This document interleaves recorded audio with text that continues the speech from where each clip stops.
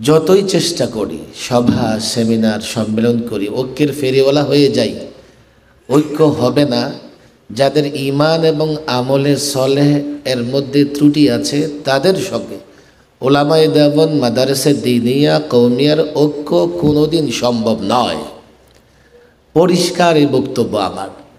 বাকি বলবেন রাজনৈতিক ঐক্য, রাজনৈতিক ঐক্যের ক্ষেত্রেও আমাকে সে বিষয়টাই দেখতে হবে। যাদের সঙ্গে আমার রাজনৈতিক ঐক্য হবে তাদের সঙ্গে রাজনৈতিক ঐক্যের কারণে আমার ঈমান এবং আমার আমলে সলেহ বাধাগ্রস্ত হবে কি না, হতে পারে কি না।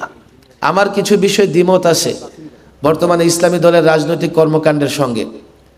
আমি তাদের সঙ্গে কথা বলার চেষ্টা করেছি। আমি যা বুঝছি, যা ভাবছি সব সঠিক সেটা বলছি না।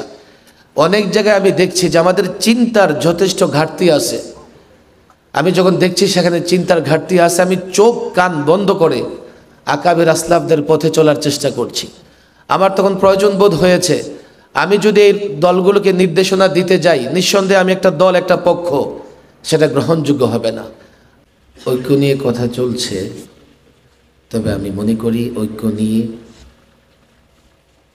কোরআনে আমাদেরকে যে নির্দেশনা দেওয়া হয়েছে সেটাই আমাদের জন্য যথেষ্ট।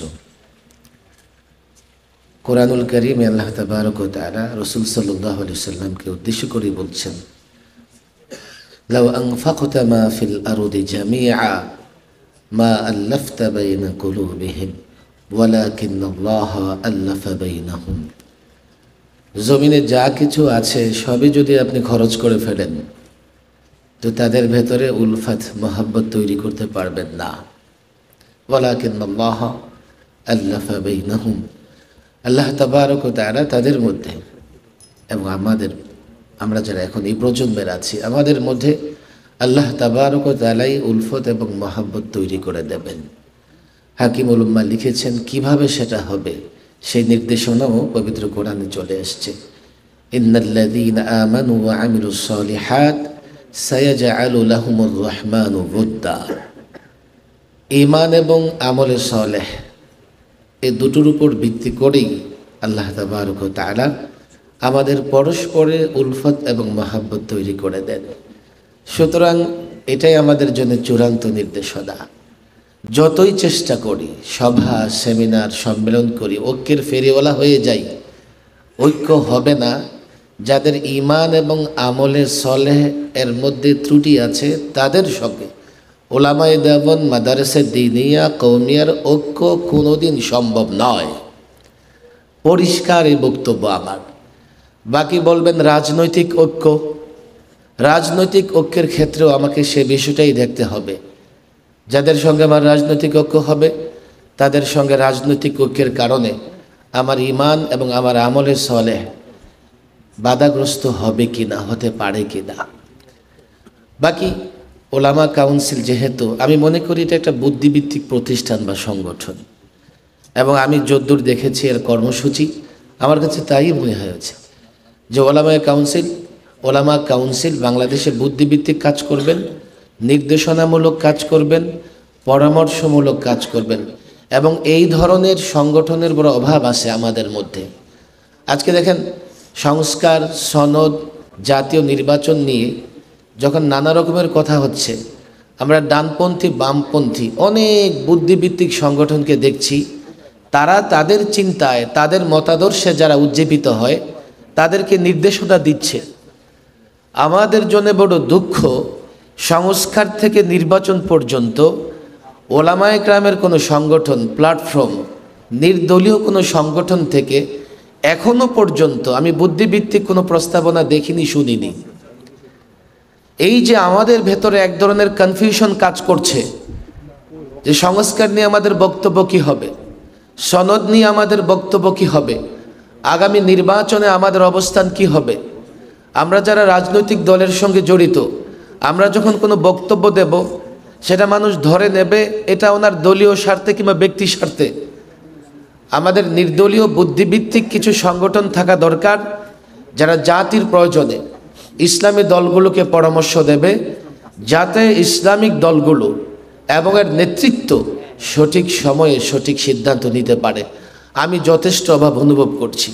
আমার কিছু বিষয় দ্বিমত আছে বর্তমানে ইসলামী দলের রাজনৈতিক কর্মকাণ্ডের সঙ্গে। আমি তাদের সঙ্গে কথা বলার চেষ্টা করেছি।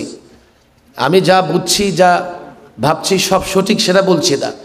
অনেক জায়গায় আমি দেখছি যে আমাদের চিন্তার যথেষ্ট ঘাটতি আছে। আমি যখন দেখছি সেখানে চিন্তার ঘাটতি আছে, আমি চোখ কান বন্ধ করে আকাবের আসলাফদের পথে চলার চেষ্টা করছি।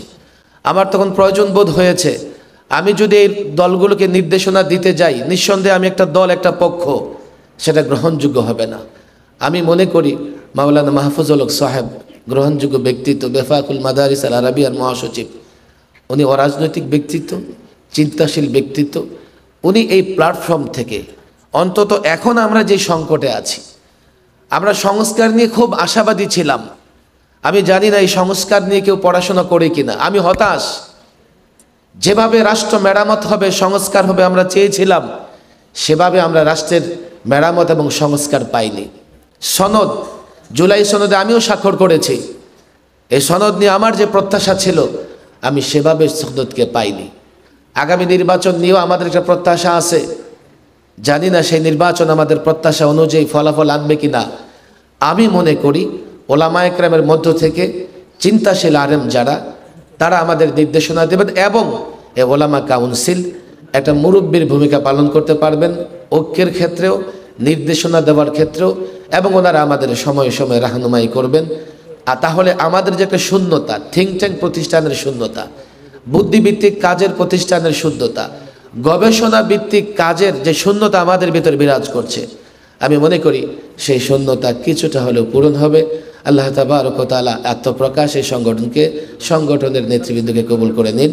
ওমা তৌফিকি ইল্লা বিল্লাহ।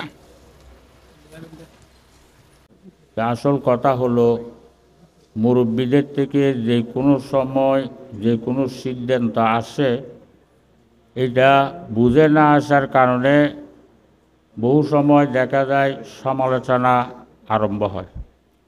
তা আমরা সব সময় কোনো দিক নির্দেশনা আসলে সেটা আগে না বুঝলে বড়দের থেকে বুঝে নেওয়ার চেষ্টা করব, যেন এটার মধ্যে আর এসকালটা না থাকে।